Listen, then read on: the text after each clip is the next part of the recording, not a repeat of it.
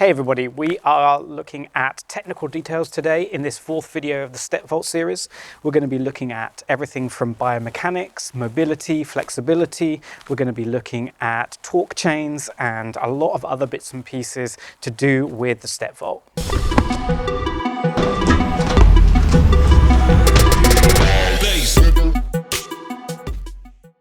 Part one is biomechanics. In this video, we're going to go and dissect the movement down into its component parts. It's important to understand that the step vault is what we call a contralateral movement, which means that the opposite limbs are used.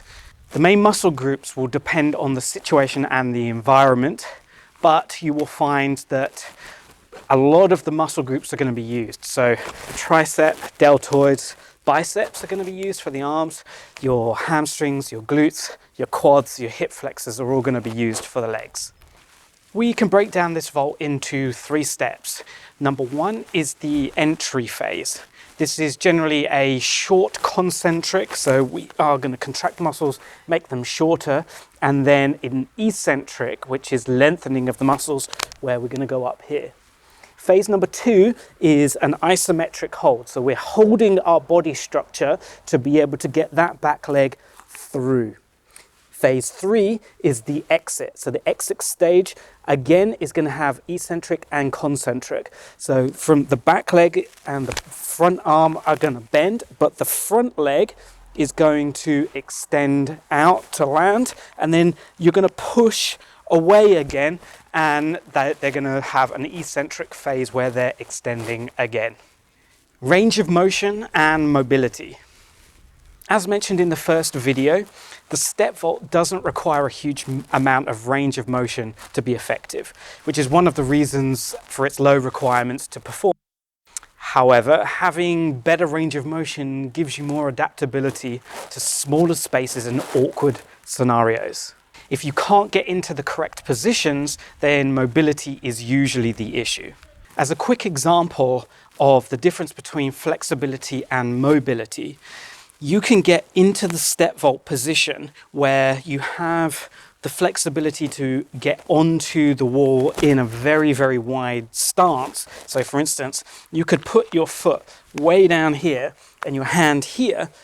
That's your flexibility. You could get into this position, but the problem is you don't have any power and control in this position. So your mobility is not this range. So flexibility range, I can't really hold that position, but as soon as I bring back the flexibility a little bit, this would roughly be my mobility range. So my mobility, max mobility, is roughly there because now I can actually create power and control behind this range. So from here, I can now get up and through. That would be the difference between flexibility and mobility. So this next part, we are going to be talking about torque chains and tension. So we're going to be talking about torque chains and tension. The pushing action, so when you're pushing something, this requires an internal torque or an internal type tension on the shoulder. So when we're pushing up, we want an internal tension, okay?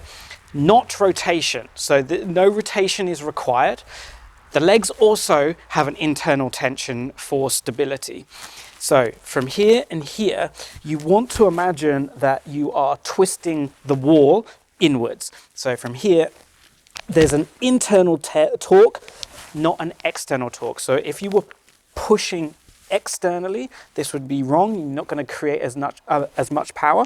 But if there's an internal torque, so you're turning inwards without actually rotating inwards, the tension is there, but the movement is not there. That is what you want to look for. So don't worry about what you look like, just worry about what muscles and what muscle groups are feeling the strain. Trajectory. So the initial idea is to move in a straight line with minimal up and down motion.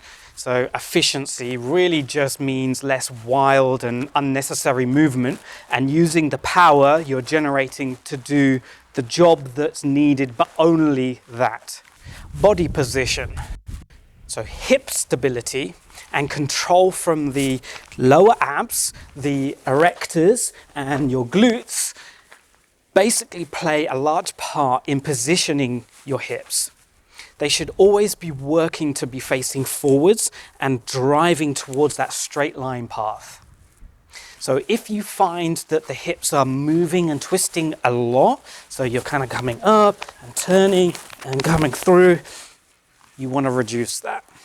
The way to reduce that is contracting everything. So squeeze your butt, squeeze your abs, your quads, your hamstrings. And the way that you want to do this is if you are going into this contracted, your hips are going to be less wild moving around.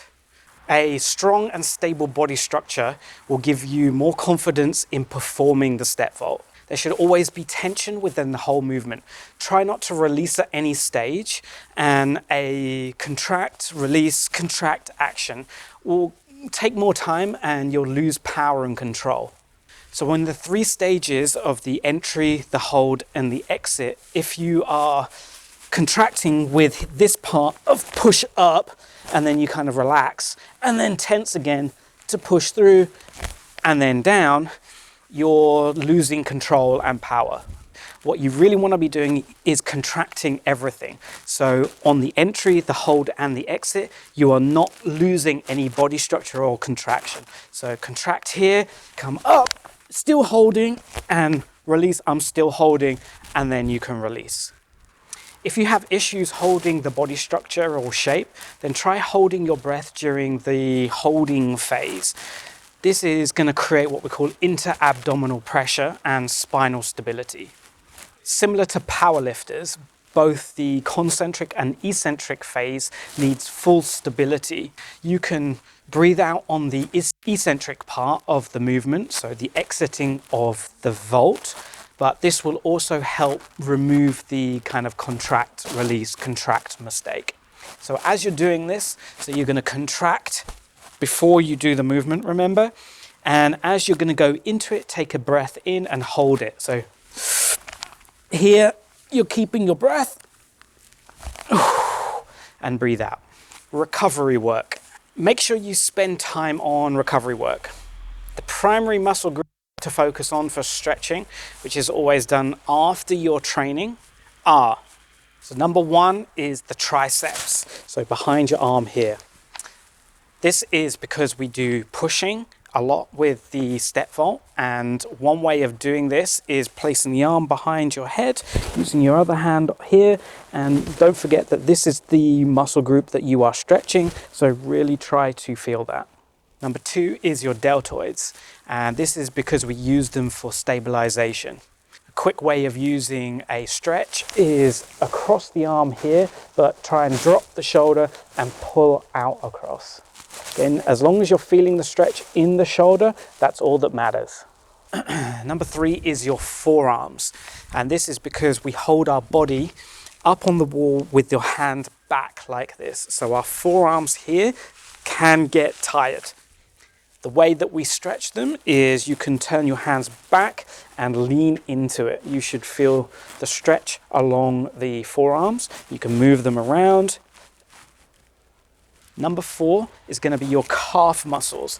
So from holding the foot position on the ball of the foot and keeping the toe high when we're up on the wall. So here, the calf is doing work. So the way that we stretch them, facing the wall, you can place your foot up and bring your hip towards the wall. Number 5 is the quads. So this big group of muscles here, this is because, again, we're stabilizing of the body on top of the wall in an isometric position. These get used a lot. So the way we're going to do that is just grab the foot behind you, and instead of just holding this position, you are going to try and bring the heel to the bum, and then we're going to actively try and push the hip forwards. So there, and you should feel the stretch on the quad.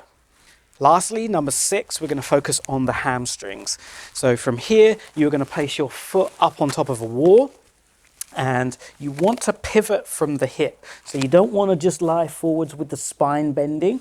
You want to come up straight and try and keep your body aligned upwards, and then we're going to tilt forwards from the hip. So you're pivoting forwards at the hip, and this is where you should feel the hamstring.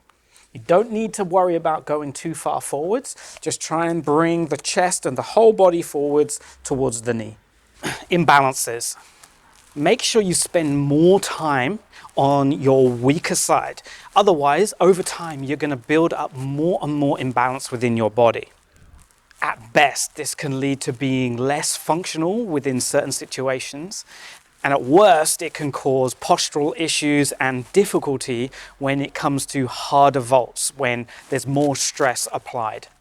So you'll see this with a cat pass where you'll lean towards your dominant side. So for instance, a lot of people are right-handed. So when they try to do the cat pass, it will look like that for a long period of time because their more dominant side is taking over. This is similar for the climb-ups. So as the person comes up onto the wall, you'll see one arm and then the other arm coming up because again, the dominant side is doing the work. Assistance work.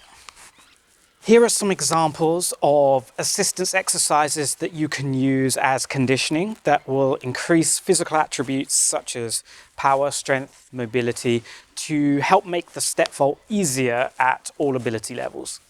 Number one, single leg box jumps. So from here, up and down, up, down. Number two, step ups on a box.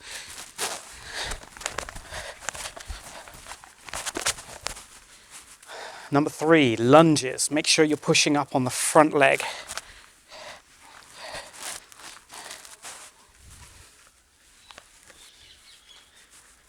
Number four is dips on a wall.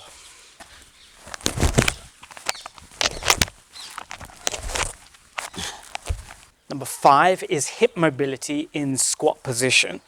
So getting down here, moving around.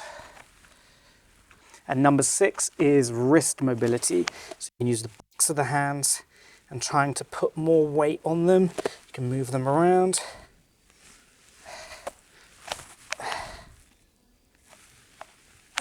This is going to help when you're in that position on the wall. This is a very uncommon topic for people to acknowledge and talk about, but it's wise to be aware of the most common mistakes and injuries made. So number one is something we've already covered, and that's clipping your foot.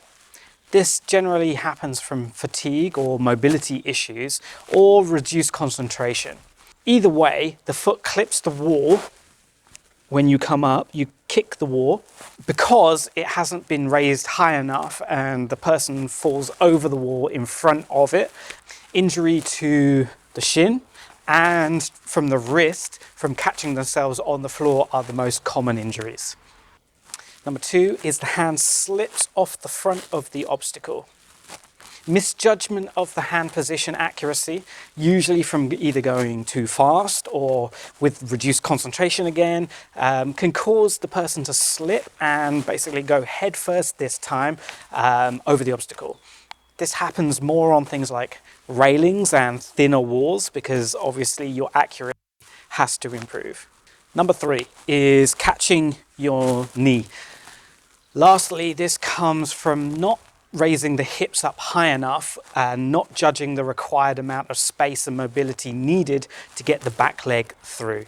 So as you come up here, this is basically catching the knee right here as you bring it through. The back knee clips the corner of the wall and usually causes either a bruise or a cut on the knee itself. At worst, if you're coming up and you catch your knee, again, this is you going forwards. So that's it for this video.